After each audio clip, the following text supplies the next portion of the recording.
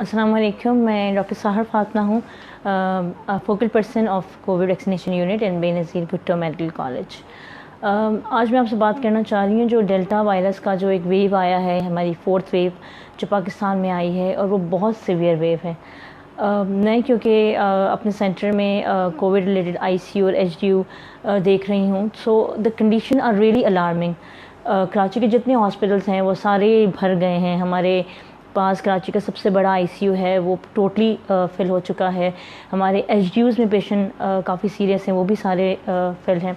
हमारे पास serious patients बहुत हैं, और स्पेशली इस वेव में हम देख रहे हैं कि यंग पेशेंट बहुत ज़्यादा अफेक्टेड हैं। चाहे फीमेल हो या मेल, हमारे पास यंग पेशेंट आ रहे हैं, जिसमें 25 से लेकर 35 तक की एज के लोग हैं, जो काफ़ी सिवियर कंडीशन में आ रहे हैं और सिवियर कोविड नमोनिया के साथ प्रेजेंट कर रहे हैं। इसकी वजह शायद ये है कि हमारी सारी कौम थोड़ी रिलैक्स भी हो गई है, और एक मिसकॉन्सेप्ट भी है कि शायद अब कोरोना ख़त्म हो गया। सेकेंड, एक अलार्मिंग कंडीशन हम प्रेग्नेंट फीमेल्स की देख रहे हैं, जो हमने अब तक की 3 वेव्स में नहीं देखी थी। प्रेग्नेंट फीमेल्स में बहुत ज़्यादा फीमेल्स हैं जो कोविड निमोनिया के साथ प्रेजेंट कर रही हैं, सिवियर कोविड निमोनिया के साथ। और दुनिया भर में ये जो 4th वेव आई है, इसमें प्रेग्नेंट फीमेल का डेथ रेट बढ़ गया है, जो अब तक के 3 वेव्स में इतना ऑब्वियस नहीं था।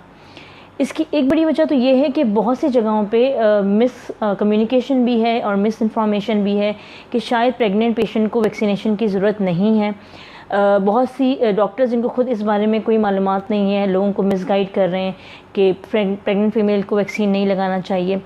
एज अ रिज़ल्ट जो प्रेग्नेंट फीमेल्स हमारे पास आ रही हैं, तो वो बहुत सिवियर कोविड नमोनिया के साथ आ रही हैं, क्योंकि प्रेगनेंसी के दौरान ऑलरेडी क़ुव्वत मदाफ़त कम हो जाती है, और जब वो वैक्सीनेट नहीं होती, उनको कोरोना वायरस हो जाता है, तो वो बहुत सिवियर सिम्टम के साथ प्रेजेंट करती हैं, और उनका डेथ रेट भी बढ़ रहा है, जो अगेन अलार्मिंग सिचुएशन है कि यंग पेशेंट और प्रेग्नेंट पेशेंट इस वेव में बहुत ज़्यादा अफेक्टेड हैं।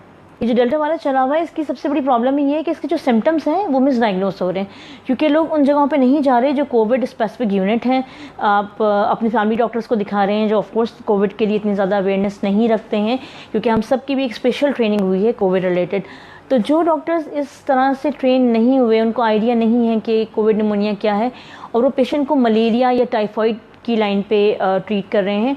इसी वजह से जब पेशेंट हमारे पास पहुंचते हैं, तो वो अपने घर के पास से बहुत लॉन्ग टर्म ट्रीटमेंट लेके आए होते हैं, और बहुत ही ज़्यादा डिटोरिएटेड कंडीशन में आ रहे हैं। बहुत दफ़ा पेशेंट ऐसा आता है कि उसको आते ही वेंट पे डालना पड़ता है।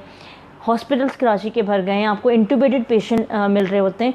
बहुत दफ़ा ऐसे भी पेशेंट आते हैं, जब आपके पास एम्बुलेंस से पहुंचते हैं तो already they are brought dead. तो ये बहुत अलार्मिंग सिचुएशन है, और इसकी वजह भी यही है कि एक तो लोगों को किसी ने मिसकॉन्सेप्ट ये दे दिया है कि शायद वैक्सीनेशन नहीं कराओ, कोई फ़ायदा नहीं है वैक्सीनेशन का। नो डाउट कि वैक्सीनेशन के बाद भी आपको इन्फेक्शन हो सकता है, लेकिन हम देख रहे हैं कि जिन लोगों में वैक्सीनेशन हमने कराई है, उनका मोर्टेलिटी रेट उन लोगों के मुकाबले में बहुत कम है जिन्होंने वैक्सीनेशन कराई ही नहीं है। तो वैक्सीनेशन आपकी क़ुव्वत मुदाफ़त थोड़ा सा बढ़ा देगी, और तो ज़रूरी है कि आप वैक्सीनेट हो जाएं। वैक्सीनेशन के बाद भी आपको सारे SOPs मैनेज करने हैं। हम डॉक्टर्स हैं, हमने सबसे पहले वैक्सीनेट हुए, लेकिन हम ICU और HDU में जा रहे हैं, और इन सारे ख़तरनाक मरीज़ों को हम मैनेज भी कर रहे हैं, उनसे हमारी डायरेक्टली इंटरेक्शन भी है। हम बचे हुए इसलिए हैं, अल्लाह का शुक्र है, अल्लाह के एहसान के बाद, इसलिए क्योंकि हम प्रोटेक्टिव मेजर्स लेते हैं, और ये बहुत ज़रूरी है कि आप प्रोटेक्टिव मेजर्स लें। मगर अनफॉर्चुनेटली लोगों ने प्रोटेक्टिव मेजर्स नहीं यूज़ किए, और लोग थोड़ा केयर फ्री भी हो गए हैं। तो प्लीज़ वैक्सीन लगाएं, मगर सारे SOPs को मैनेज करें। SOPs very important. आपके जो डेल्टा वायरस है वो आपकी हवा में मौजूद है, तो अगर आप फेस पे मास्क नहीं लगाएंगे, तो हो सकता है कि जो नेक्स्ट बंदा जिससे आपने इंटरेक्शन किया उसको डेल्टा वायरस हो। तो डेल्टा वायरस के सिम्टम्स भी बहुत डिफरेंट हैं, और इसकी कंडीशन भी बहुत सिवियर हो रही है। तो सिर्फ आपको प्रिकॉशन और वैक्सीनेशन बचा सकती है। डेल्टा वायरस के फैलने की एक अलार्मिंग वजह ये भी है कि डेल्टा वायरस बहुत अलग सिम्टम्स के साथ आ रहा है, जिसको आमतौर पे लोग या तो डेंगू समझ रहे हैं, या मलेरिया या टाइफाइड समझ रहे हैं, और यही सबसे बड़ी प्रॉब्लम दी है। क्योंकि अगर आपको आप करीबी डॉक्टर के पास जाते हैं, वो आपको मलेरिया समझता है, या कुछ लोग दुकानदार के पास चले जाते हैं, वो कहता है जी ये मलेरिया वाले सिम्टम है, आप ट्रीटमेंट ले लें। वो ट्रीटमेंट नहीं है जो कोविड स्पेसिफिक हो। इससे ये होता है कि आपके लंग ऑलरेडी इतने ज़्यादा अफेक्टेड हो जाते हैं कि जब आप हमारे पास ट्रीटमेंट के लिए आते हैं, उस वक्त तक आपके लंग स्पंजी हो चुके होते हैं, रिस्पॉन्ड अच्छा नहीं होता, और बहुत देर हो चुकी होती है। देर एक बहुत बड़ी वजह है मोर्टालिटी की, और इसके लिए बहुत ज़रूरी है कि आप टाइमली ट्रीटमेंट लें, टाइमली पहुँचें हमारे पास। और इसके लिए यही ज़रूरी है कि जैसे ही आपको कोई सिम्टम होते हैं, डिफरेंट कोविड यूनिट्स हैं, जैसे शहीद बेनज़ीर भुट्टो मेडिकल कॉलेज का यूनिट है, हमारे पास बहुत दफ़ा लोग फ़ोन भी करके पूछते हैं कि हमें ये सिम्टम्स हो रहे हैं, हम क्या करें। हम उनको बुलाते हैं, एचडीयू में पेशेंट एडमिट होता है, टाइमली ट्रीटमेंट होती है और पेशेंट डिस्चार्ज हो जाता है। कराची में डेल्टा वायरस के केसेस सबसे पहले हमारे पास शहीद बेनज़ीर भुट्टो मेडिकल कॉलेज में हमने डायग्नोस किए। उनके सिम्टम थोड़े डिफरेंट थे, इस वजह से हम उनको सस्पेक्टेड डेल्टा हमने समझा, हमने उनके टेस्ट कराए और सबसे पहले हमारे पास डेल्टा वायरस के केसेस रिपोर्ट हुए। और उसके बाद फिर हमने जो कॉम्पिटेंट अथॉरिटी थी, जिस तरह सिंध गवर्नमेंट थे, उनको हमने इन्फॉर्म किया कि हमारे पास डेल्टा वायरस मौजूद है। डेल्टा वायरस की जो पहली फैमिली हमारे पास अफेक्टेड होकर आई थी, वो हमारे ही पास से वैक्सीनेट हुई थी। जब उनको सिम्टम आने शुरू हुए, हमने उनको कांटेक्ट करके बुलाया, वो हॉस्पिटल में एडमिट हुए, उनकी ट्रीटमेंट हुई। और जब हमने उनकी कॉन्टैक्ट ट्रेसिंग की, यानी उनके रिश्तेदारों को और मिलने जुलने वालों को टेस्ट कराया, तो उनमें से ऑलमोस्ट 70% लोग पॉजिटिव निकले, जिनको हमने लेटर एडमिट किया, ट्रीट किया।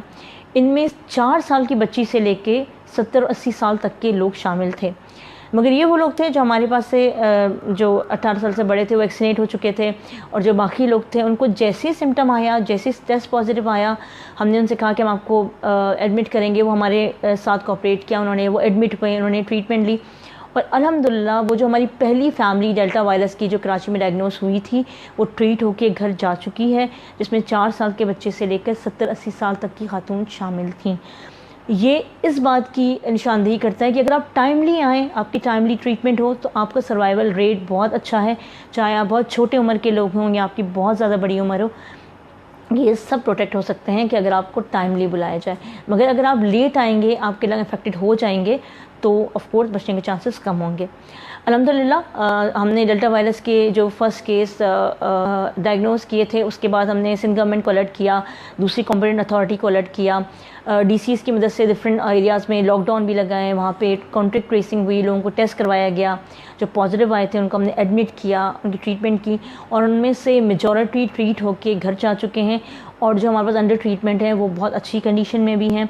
सो डेल्टा वायरस ऑल्दो कि फैल गया है और हमें इससे डरना भी चाहिए, लेकिन सिर्फ डरने से कोई फ़ायदा नहीं है।